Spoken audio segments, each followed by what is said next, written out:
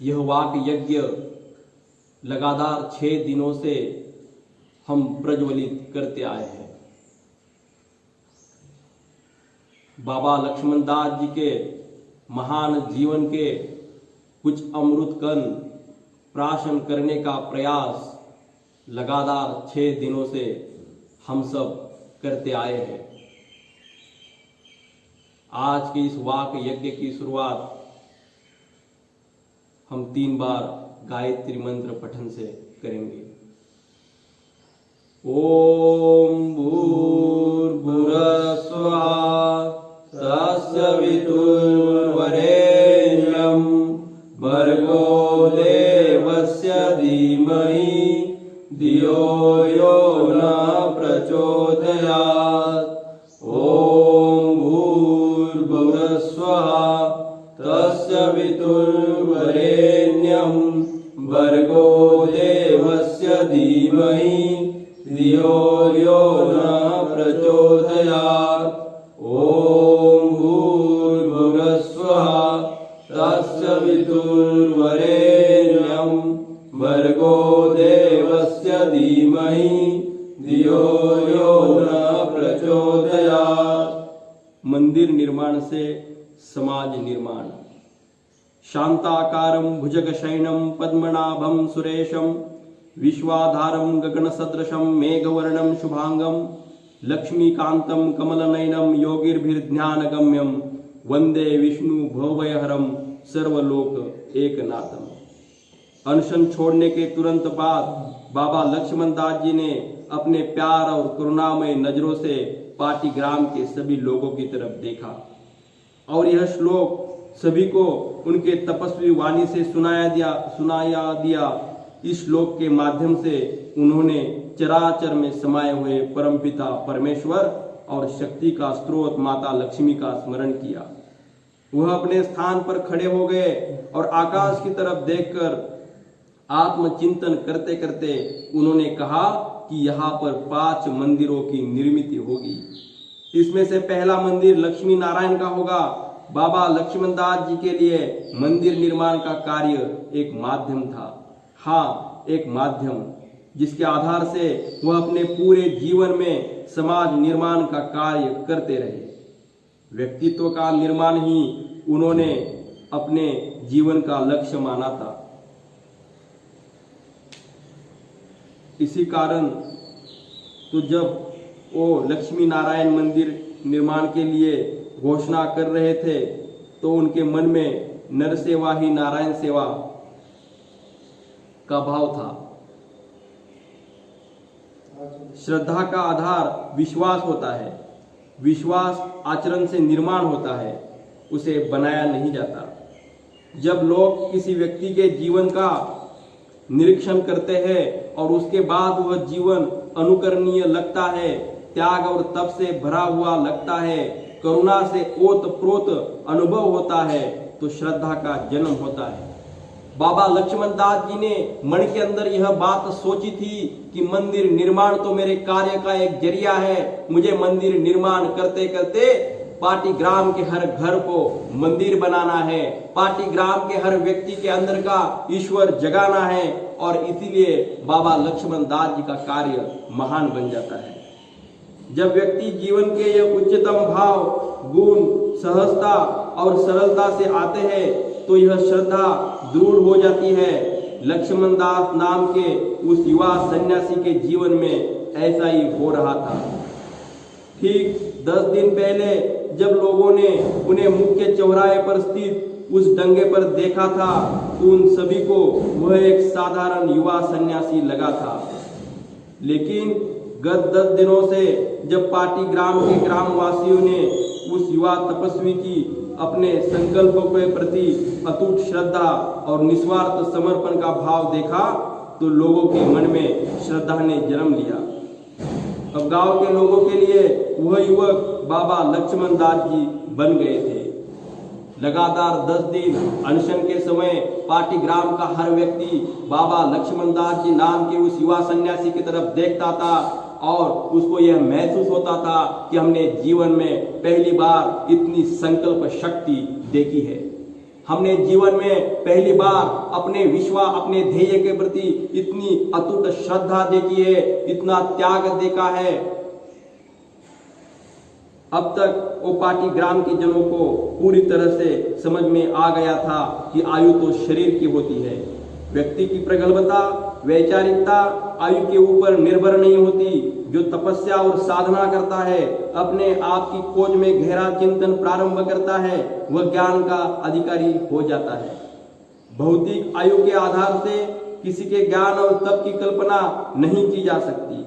भवन्ति नम्रास्तरम फलागमय नवाम्बुभिर्विम्बुनो गणः अनुदत्ता सत्पुरुषः समृद्धिभि स्वभाव एवैष परोपकारिणाम। अभिज्ञान शाकुंतलम में यह वर्णन अतीव विचारणीय है।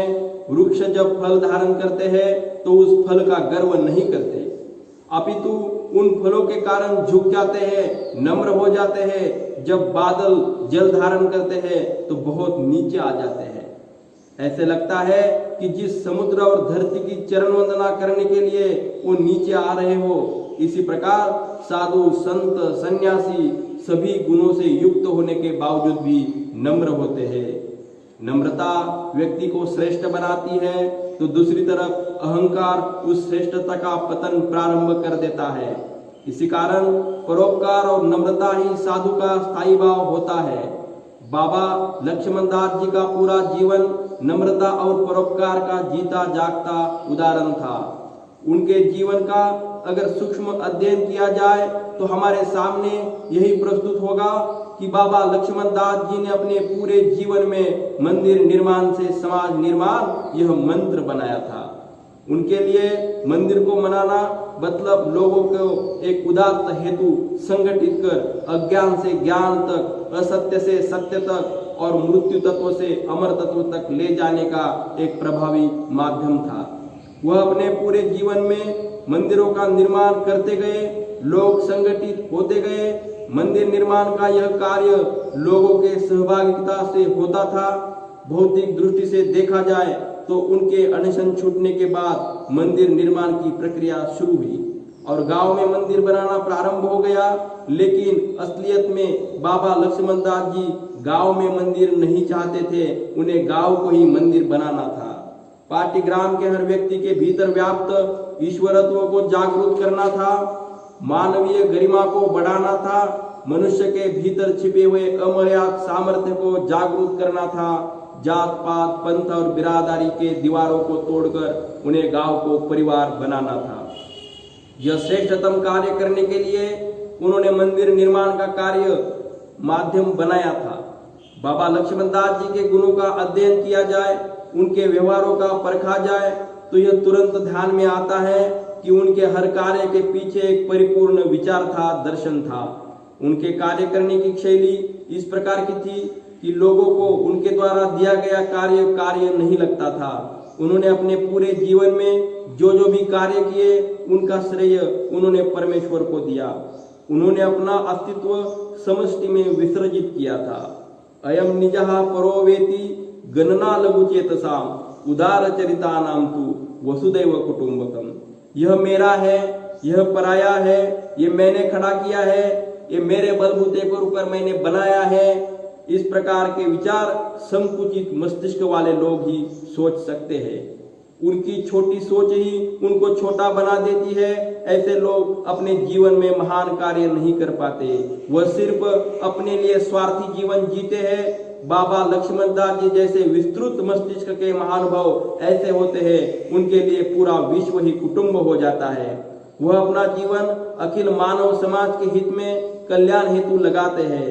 उनका पंच महाभूतों से बना हुआ शरीर पंच महाभूतों से बनी सृष्टि के सेवा में लग जाता है। इसी कारण तो वह संस्कृति के वाहक बन जाते हैं। प्रकृति को संस्कृति बनाने का सामर्थ्य वह अपने तप, ध्यान और साधना से प्राप्त करते हैं। विकृति को रोकने के लिए ऐसे महात्माओं की जरूरत होती है। भज गोविंदम गोविंदम भज मूढ़मति संप्राप्ते सन्निहंते काले नहीं रक्षति रुकुम करने। मोह और माया के अंधेरे में भटकने वालों को आद्य शंकराचार्य इस श्लोक के माध्यम से गोविंद अर्थात परमेश्वर का स्मरण करने का उपदेश देते हैं।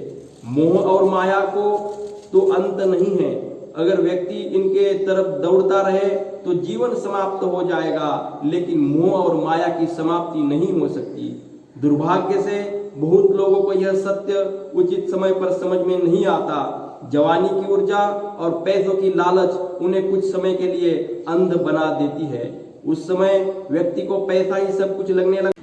बाबा लक्ष्मण दास जी के सूक्ष्म उपस्थिति में बाबा लक्ष्मण दास जी चरित्र ग्रंथ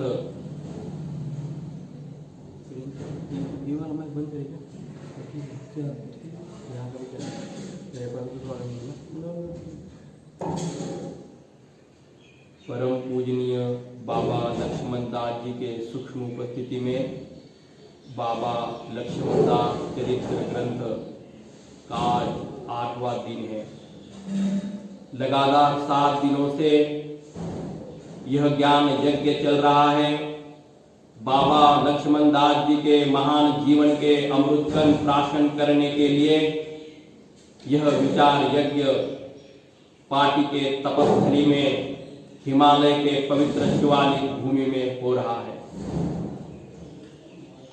आज के दिन की शुरुआत 3 बार गायत्री मंत्र पठन से होगी। ओम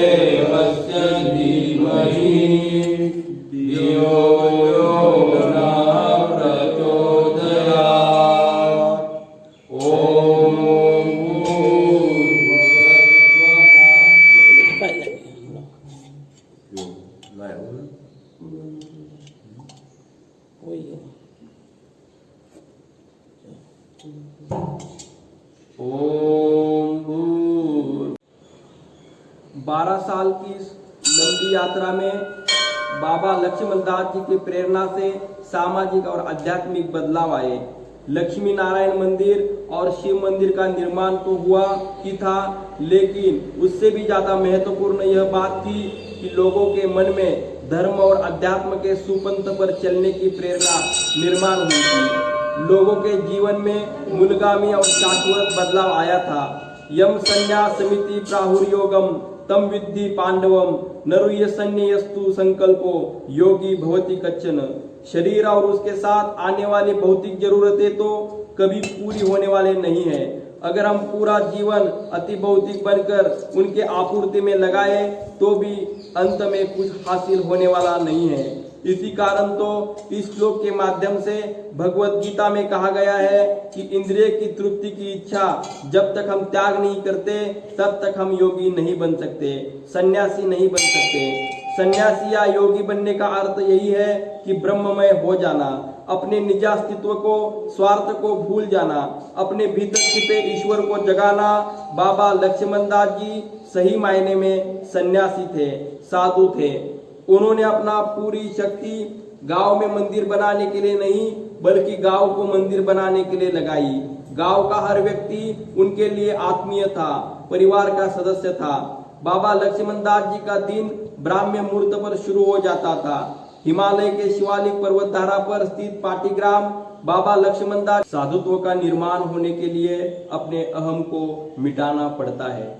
जो व्यक्ति स्वार्थ और अहंकार में अंध हो जाता है वह धीरे धीरे संकुचित हो जाता है। यह संकुचितता व्यक्ति को छोटा बना देती है। वह धीरे धीरे षड्रिपु के जाल में फंसने लगता है। वृत्तम यत्नेन संरक्षेत वित्तमेति च याति च अक्षिणो वित्तता क्षीणो वृत्ततस्तु हतो हतः। विदुर नीति में जीवन का सत्य बहुत गंभीरता से कहा गया है। पैसा, धन संपत्ति की प्रासंगिकता बहुत अल्प समय के लिए होती है। कोई व्यक्ति आज अमीर है तो कल गरीब हो सकता है। तो कई बार इतिहास में हमने देखा है कि आज का गरीब व्यक्ति भविष्य में अमीर हो जाता है। लेकिन उत्कृष्ट चरित्र बनाने के लिए साधना करनी पड़ती है, तपस्या करनी पड़ती है। इसी कारण तो इस श्लोक के माध्यम से विदुर नीति में कहा गया है कि जिसके पास धन नहीं है वह व्यक्ति क्षीण नहीं है, अपितु जो चरित्रहीन है, जो अधर्म का पालन करता है, सही मायने में वही व्यक्ति कमजोर होता है, गरीब होता है। तपस्या साधना से परिपूर्ण बाबा लक्ष्मण दास जी का तेजस्वी जीवन हम देखते हैं तो इस चारित्र्यपूर्ण जीवन का साकार रूप देखने के लिए मिलता है। उनके जीवन में कितने ऐसे प्रसंग है कि उस प्रसंगों को पता करने के बाद हमें उनका जीवन कितना श्रेष्ठतम था इसका अंदाजा आ जाता है। आज के इस दौर में जिस समय हर दिन कोई ना कोई भ्रष्टाचार की खबर पढ़ते सुनने के लिए मिलती है, इस दौर में कोई यह मानना या समझना मुश्किल होगा, लेकिन यह सच है कि मंदिर निर्माण के लिए लोगों ने दिए हुए पैसों से एक पैसा भी बाबा लक्ष्मण दास जी ने अपने निजी जीवन में इस्तेमाल नहीं किया। जो निधि इकट्ठा होता था वह किस प्रकार से खर्च हो रहा है इसका पूरा हिसाब किताब बाबा लक्ष्मण दास जी रखते थे। यह मान लीजिए कि उनका जीवन एक खुली किताब थी। पारदर्शिता उनके श्रेष्ठतम गुणों में से एक महत्वपूर्ण गुण था। परस्य पीड़या लब्धम धर्मोस्य लंघनम च आत्मावमान श्रप्ताप्तम न धनम तत सुखाय वे। महाभारत में कहा गया है कि दूसरों को दुख देकर, पीड़ा देकर, धर्म का उल्लंघन करके और झूठ का सहारा लेकर कमाया हुआ धन व्यक्ति को सुख प्रदान नहीं करता, अंत में वह दुख का कारण बन जाता है। बाबा लक्ष्मण दास जी ने यह श्लोक पढ़ा था या नहीं पढ़ा था इसकी कोई हमें जानकारी नहीं है, लेकिन जब उनके जीवन का हम अध्ययन करते हैं तब ध्यान में आता है कि उन्होंने इस श्लोक के भावार्थ को अपने जीवन में उतारा था। इसी कारण तो दूसरों के खेतों में मजूरी करते जो पसीने के पैसे हाथ में आते थे, उसी कम पैसों के आधार से बहुत ही सादगी भरा जीवन उन्होंने जिया। उन्होंने अपने जीवन में यह अपेक्षा कभी नहीं रखी कि बिना श्रम के उनके जीवन का गुजारा चल सके। अगर वह चाहते तो बिना किसी श्रम के उनका गुजारा आराम से चल सकता था। लोगों के धार्मिक भावना का फायदा उठाकर अपने स्वार्थ को पूरा करने वाले और चारित्रहीन जीवन जीने वाले कुछ लोग आज भी समाज में धर्म और अध्यात्म के नाम पर कलंक के रूप में दिखाई देते हैं।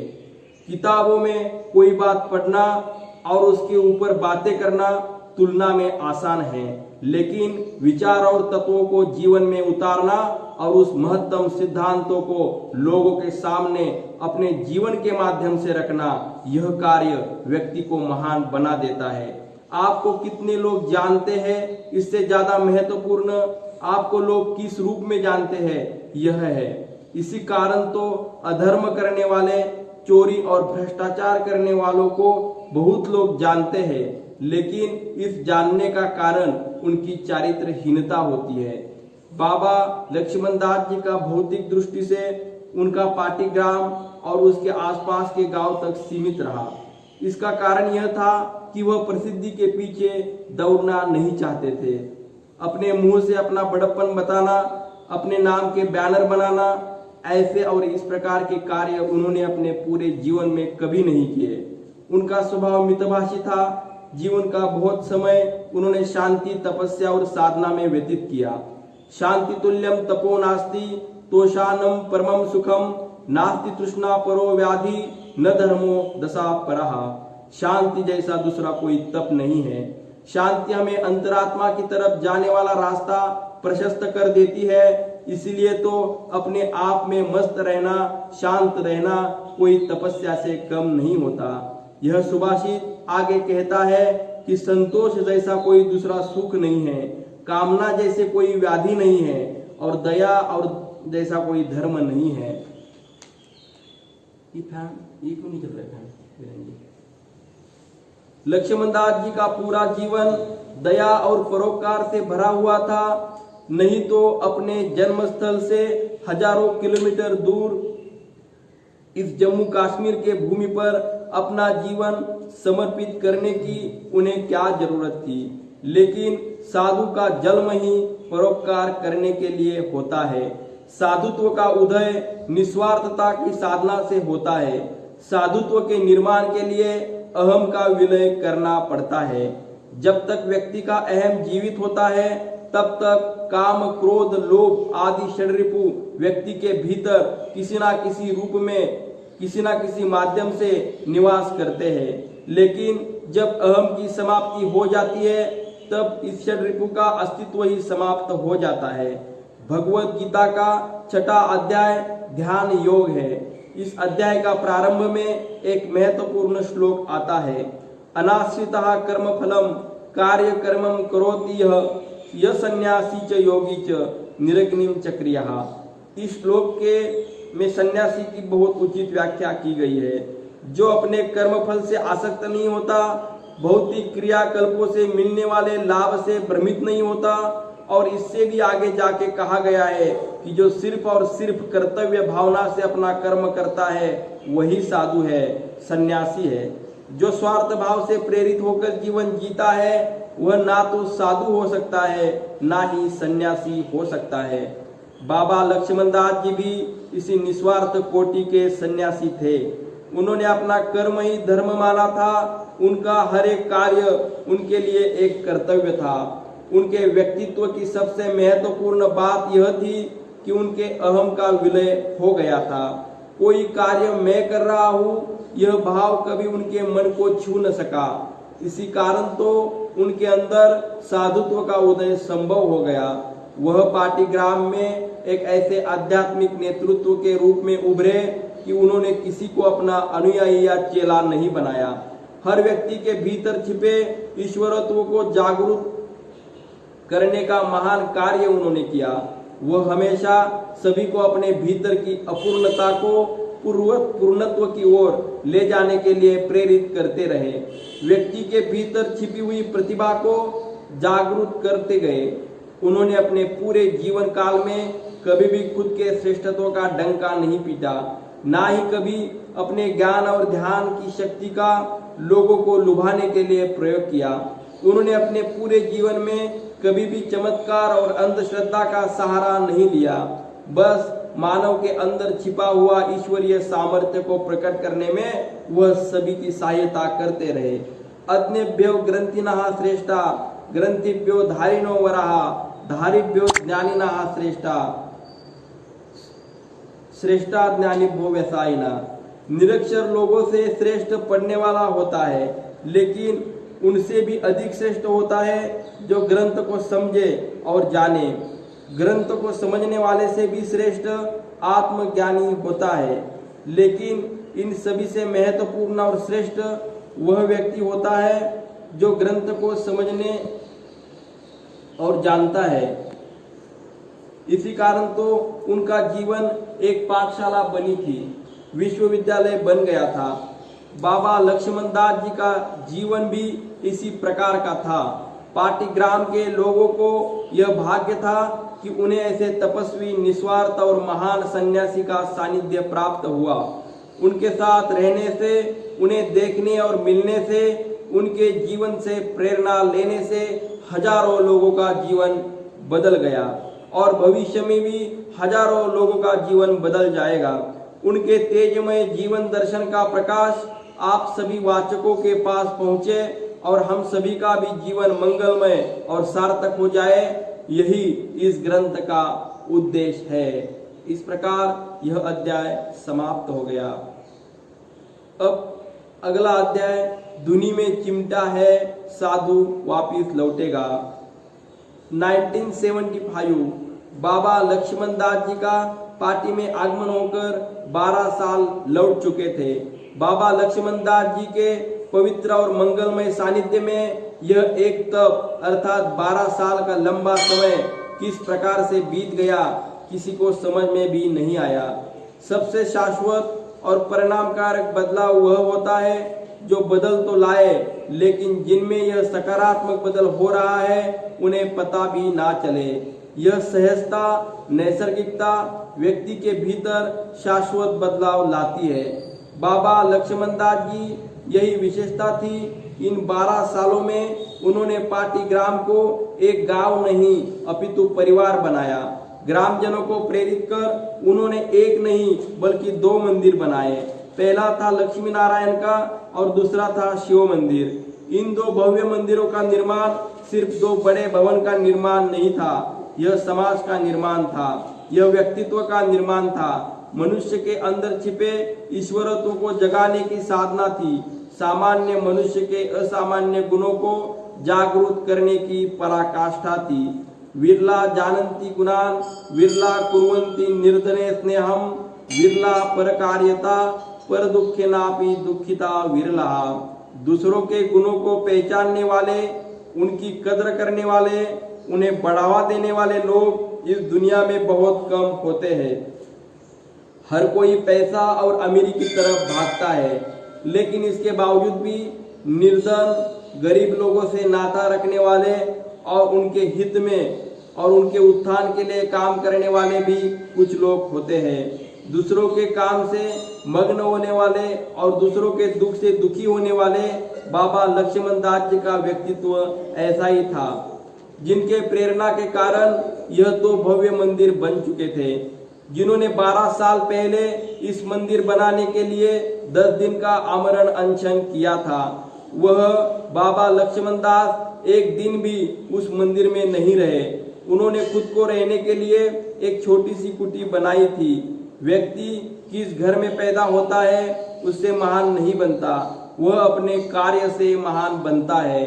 12 साल की इस लंबी यात्रा में बाबा लक्ष्मण दास जी के